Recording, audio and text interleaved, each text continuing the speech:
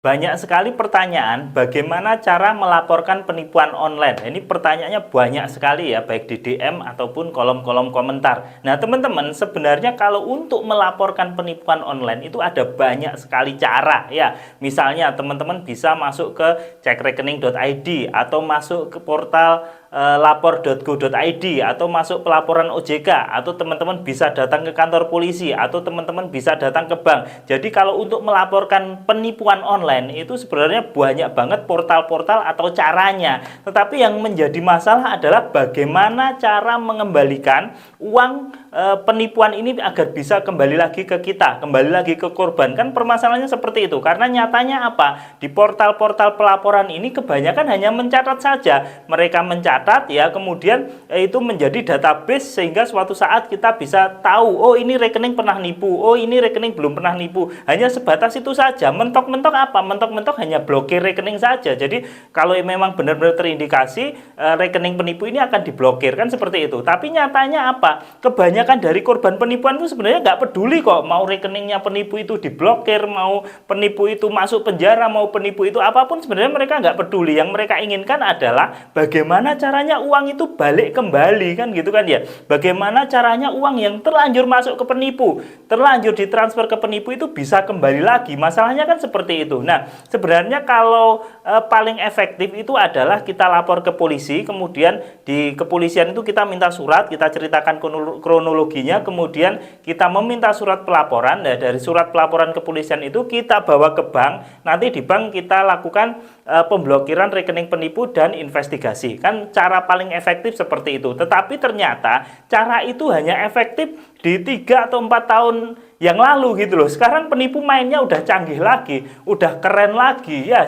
Jadi penipu ini sudah memperbarui cara mainnya lagi gitu loh. Karena apa? Ternyata ketika jeda waktu itu, jeda waktu kita lapor ke polisi, kemudian dibikinin surat pelaporan, kita bawa ke bank, belum lagi kalau banknya online itu kita tulis email gitu kan ya, itu penipu sudah kosongin duluan nih, kosongin duluan rekeningnya ini, rekeningnya penipu ini udah dikosongin duluan, sehingga ketika kita lapor ke bank ya, ketika kita lapor ke bank kemudian bank melakukan investigasi ya, uangnya tidak bisa balik. Karena apa? Karena uangnya sudah kosong duluan di rekeningnya penipu ini, kan gitu kan ya. Loh, tapi kan bisa dilacak itu penipunya. Lah ini penipu juga pinter lagi, karena mereka itu sadar bahwa rekening itu bisa dilacak, karena di rekening itu kan pasti ada identitasnya, pasti ada data-data pribadinya. Lah penipu ini menggunakan rekening-rekening atas nama orang lain. Lah ini tambah puyeng lagi kita. Jadi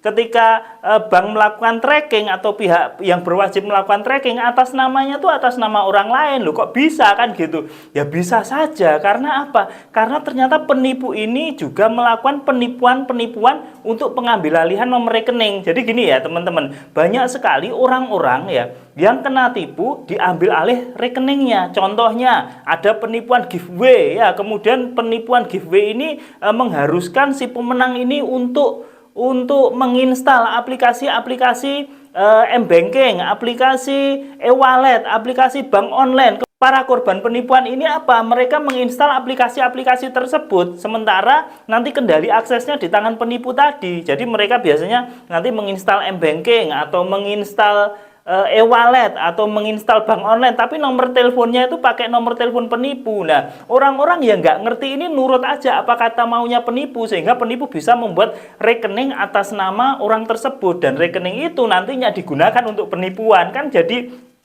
seperti lingkaran setan gitu ya. Jadi ketika kita kena tipu, kita lapor ke polisi, kemudian datang ke bank atau email, pas dicek ternyata rekening penipu sudah kosong. Pas di tracking ternyata pemilik rekening ini bukan atas nama orang tersebut. Jadi pas orang tersebut misalnya didatangi oleh polisi atau didatangi oleh petugas bank pun nggak tahu apa-apa, karena orang tersebut yang atas nama rekening tersebut sebenarnya juga menjadi korban penipuan ya. Jadi ini sudah menjadi lingkaran setan yang sangat sulit sekali gitu loh. Jadi teman-teman harus berhati-hati ya. Belum lagi kasus-kasus seperti ini ya. Jadi pengendaliannya sebenarnya berasal dari luar negeri. Lah ini ada kasus yang terbongkar ya. Kasus yang terbongkar modus penipuan kerja paruh waktu ya. Modus penipuan kerja paruh waktu ini ada yang terbongkar, tertangkap ya. Ternyata pengendaliannya dari luar negeri. Rekening-rekeningnya dikendalikan dari luar negeri. Yang di Indonesia ini hanya pengumpul dokumen, pencari rekening dan sebagainya, nggak ada uangnya. Jadi pas ditangkap polisi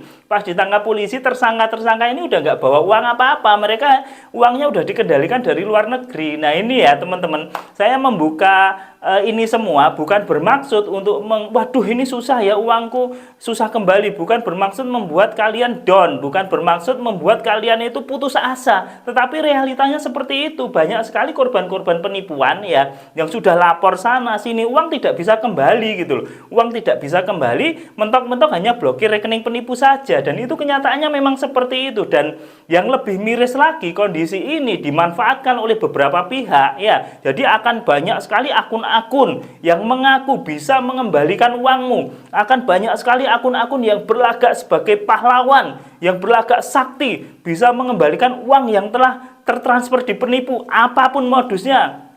Modus kerja paruh waktu, modus giveaway, modus apalagi lelang online, dia bisa mengembalikan uangmu. Nah ini karena dia adalah sebagai hacker, dia adalah sebagai PPATK, dia adalah sebagai OJK, orang bank, polisi dan sebagainya. Banyak akun yang mengaku seperti itu. Ujung-ujungnya apa? Ujung-ujungnya malah kamu ketipu kedua kalinya. Kamu dimintain uang lagi, kamu dimintain uang, kamu disuruh install aplikasi ini itu yang ternyata pinjol dan lain-lainnya. Akhirnya apa? Korban ini yang sudah puyeng, yang sudah pusing ya, yang sudah nggak tahu harus berbuat apa lagi, malah ditipu lagi gitu loh. Makanya hati-hati, teman-teman ini rawan sekali. Teman-teman yang pernah atau telah menjadi korban penipuan, hati-hati terhadap oknum-oknum, orang-orang yang mengaku bisa mengembalikan uangmu, terhadap orang-orang yang mengaku sakti sebagai hacker, sebagai pegawai bank, sebagai polisi, sebagai dukun, bahkan mereka mengaku bisa mengembalikan uangmu. Hati-hati, karena apa? Ujung-ujungnya kamu bisa saja tertipu kedua kalinya gitu loh. Jadi teman-teman ya